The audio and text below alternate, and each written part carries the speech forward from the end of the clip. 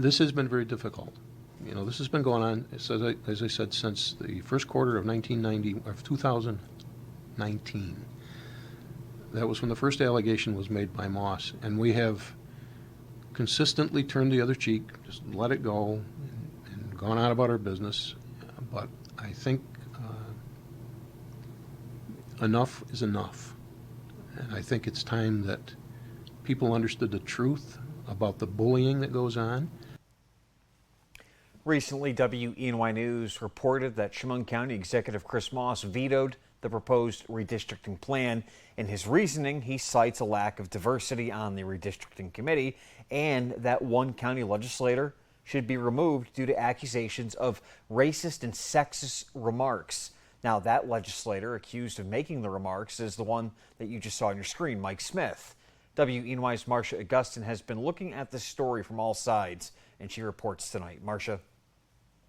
That's right, Nick. Mike Smith represents the county's 14th district in the town of Southport. Now, the county executive has publicly alleged Mike Smith made disparaging remarks against women and African Americans and requested back in February he be removed from the legislature. I sat down with Mike today and flat out asked him if that's true.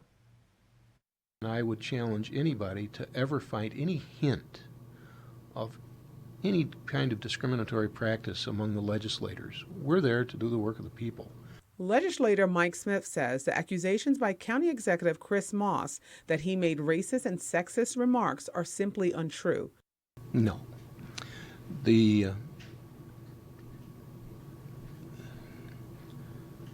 This situation goes back some time to the first suggestion by Moss that I was racist came in the first quarter of 2019, right after we took office. Smith says he believes the allegations is in retaliation for Smith questioning Moss's use of a vehicle that belongs to the sheriff's office fleet, a detail discovered by the legislature. When questioned about it, Smith says Moss, who was previously the Chemung County Sheriff, became very agitated. Moss gave about a 5-minute tirade on the only reason I was asking that question was because I was racist, and went on that we had had a long history of disagreement and never did get along. He got up and left and never answered the question about the use of the vehicle. But that's what started this. That was the first time that he had played the race card against me. As far as the lack of diversity in the redistricting committee, I asked Smith about that. He says while there are no minorities on the legislature to include on the committee, they did meet with members of the NAACP and EOP to get more diverse input on the process. 3 of the representatives from the NAACP and EOP are women who were with us in those meetings. So for him to suggest that women and minorities have been excluded, quite frankly, is nonsense. It's not true. As for allegations that Smith made disparaging comments about women, he denies it. And I have 5 granddaughters. So to suggest that I'm somehow biased against women is nonsense. Smith says the county executive shouldn't be pointing fingers. He's named in 2 notices of claim filed in 2021 on behalf of 2 female county employees, alleging gender discrimination and harassment.